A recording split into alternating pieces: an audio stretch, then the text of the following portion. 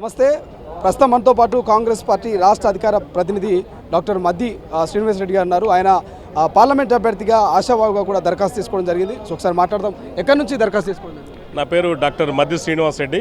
నేను కాంగ్రెస్ పార్టీ రాష్ట్ర అధికార ప్రతినిధి. మాది పాలేరు నియోజకవర్గం, ఖమ్మం జిల్లా. మరి నేను ఖమ్మం జిల్లా నుంచి, ఖమ్మం నుంచి కూడా 17వ పార్లమెంటు స్థానం నుంచి నేను కాంగ్రెస్ పార్టీ అభ్యర్థిగా మరి అప్లికేషన్ ఇచ్చాను. నేను 2018, 2023 కూడా నా పేరు పాలేరు నియోజకవర్గం నుంచి 2 సార్లు ఢిల్లీ వరకు, అంటే స్క్రీనింగ్ కమిటీ వరకు కూడా పోయింది.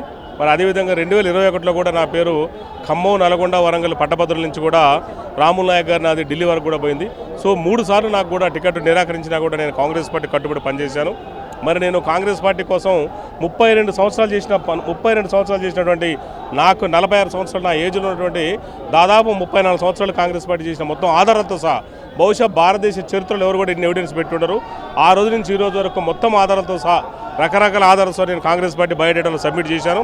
మరి నేను కాంగ్రెస్ పార్టీ కోసం నా జీవితాన్ని, ఎవరాన్ని, క్యారియర్ని, ప్రొఫెషన్ అన్నీ కూడా త్యాగం చేసి పనిచేశాను. మరి కట్టుబడి పనిచేశాను. 90 ఏళ్ళు ఎన్ఎస్ఏ జిల్లా మండల అధ్యక్షుడు చేశాను. మరి 2001లో కూడా యూత్ కాంగ్రెస్లో చేశాను. మరి 2011లో కూడా కాంగ్రెస్ పార్టీకి ఉమ్మడి ఖమ్మం జిల్లా కూడా కన్వీనర్గా పనిచేశాను. మరి 2021 నుంచి కూడా నేను ఇప్పటికి 2 సార్లు కాంగ్రెస్ పార్టీ రాష్ట్ర అధికార ప్రతినిధిగా కొనసాగుతున్నాను. మరి ఆ రోజు నుంచి ఈ రోజు వరకు కూడా కాంగ్రెస్ పార్టీకి చాలా కమిటెడ్గా ఉన్నాను. ఖచ్చితంగా ఈసారి అధిష్టానం నన్ను గుర్తించి మరి నాకు టికెట్ ఇస్తే ఖమ్మం నుంచి అవకాశం ఇస్తుందని కూడా నేను భావిస్తున్నాను. ఇప్పటికే ఖమ్మం నుంచి అగ్రనేతలంతా కూడా పోటీ పడుతూ ఉన్నారు. సో వాళ్ళకు కాదని మద్ది శ్రీనివాస్ రెడ్డికి ఇస్తారనేటువంటి నమ్మకం ఎట్లా ఉంది? అంటే ఇప్పుడు కాంగ్రెస్ పార్టీ తలుచుకుంటే అగ్రనేతలు కాదు, ఎవరు తలుచుకుంటే వాళ్ళే అగ్రనేతలు అయ్యేటట్టుంది. ఇప్పుడు రాహుల్ గాంధీ గారు బల్మూరి వెంకట గారికి ఇచ్చారు టికెట్. అంటే ఆయన కాంగ్రెస్ పార్టీ ఎన్ఎస్ఏ మాలకు వచ్చిన వాళ్ళమే. మేము కూడా మరి మహేష్ కుమార్ గౌడ్ లాగా ఎన్ఎస్ఏ నుంచి కూడా, యూత్ కాంగ్రెస్ నుంచి కూడా కాంగ్రెస్ పార్టీలో పనిచేశాను. ఖచ్చితంగా రాహుల్ గాంధీ గారు కాంగ్రెస్ పార్టీ కోసం మొదటి నుంచి పనిచేసే వాళ్ళ కోసం గుర్తిస్తున్నారు. మరి ఆ కోటాలు 80% కూడా నాకు టికెట్ ఇస్తారని కూడా నేను ఆశిస్తున్నాను.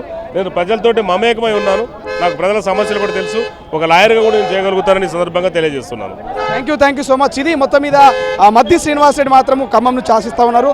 సో చాలా కాలం నుంచి పనిచేస్తున్నటువంటి రాష్ట్ర సీనియర్ అధికార ప్రతినిధి.